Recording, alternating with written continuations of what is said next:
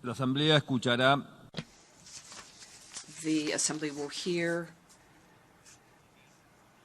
an address by the Prime Minister of the Islamic Republic of Pakistan, His Excellency Imran Khan.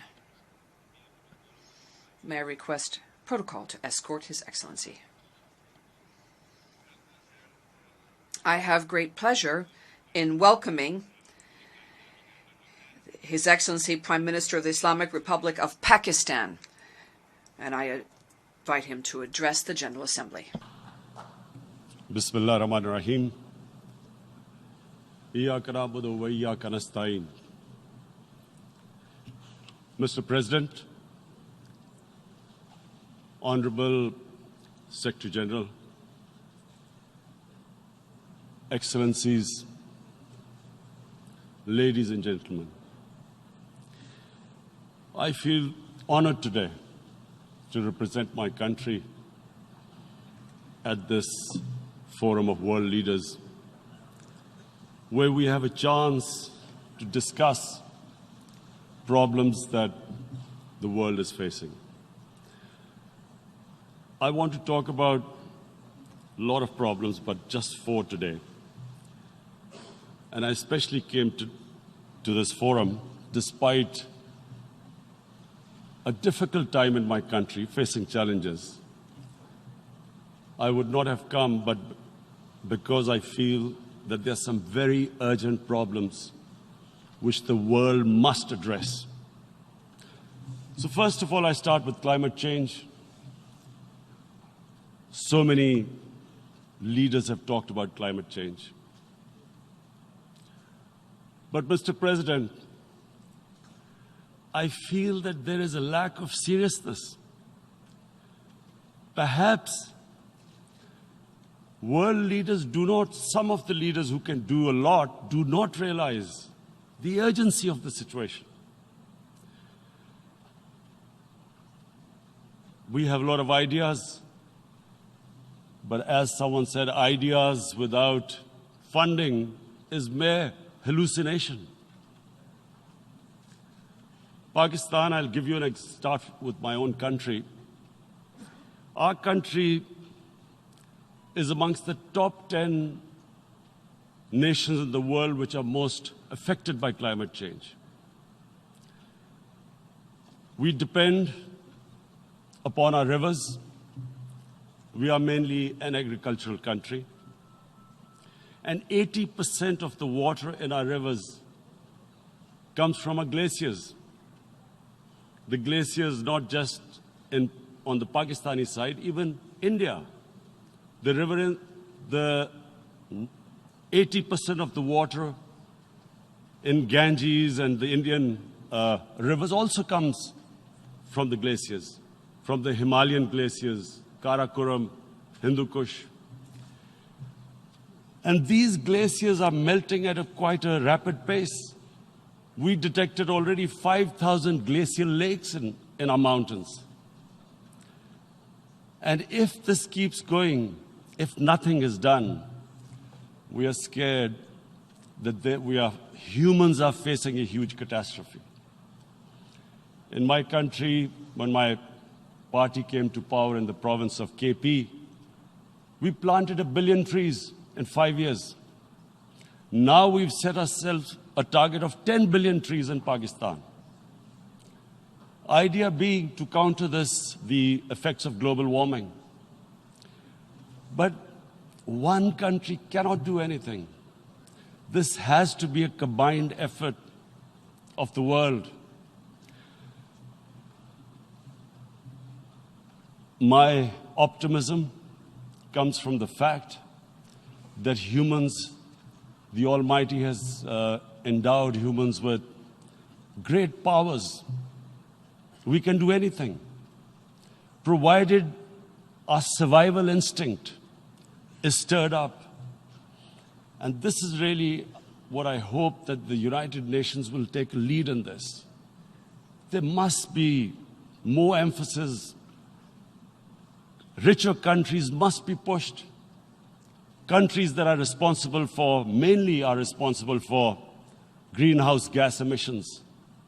They must be pushed because our country contributes minuscule amount to greenhouse gases.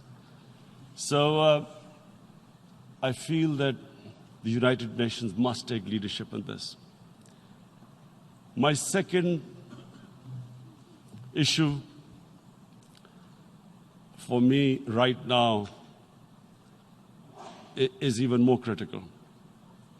Mr. President, every year, billions of dollars leave the poorer countries and go towards rich countries. Billions of dollars siphoned off by the ruling elites of the developing world. And they find their way into Western bank accounts, offshore accounts, tax havens, expensive properties hidden behind companies bought in Western capitals. Mr. President, this is devastating the developing world. This is causing more poverty, debts. It's impoverishing the developing world. The difference between rich and poor countries is growing because of this.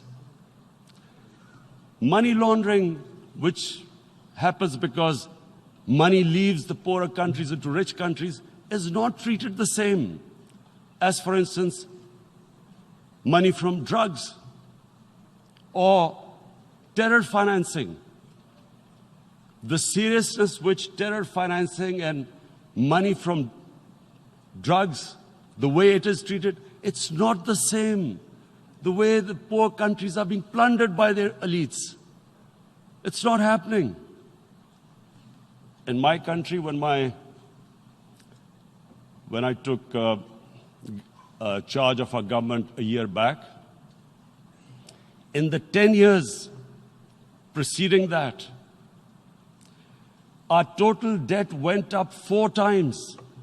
The debt we had accumulated in 60 years, just in 10 years, it went up 4 times. As a result, the total revenue we collected in 1 year, half of it went into debt servicing.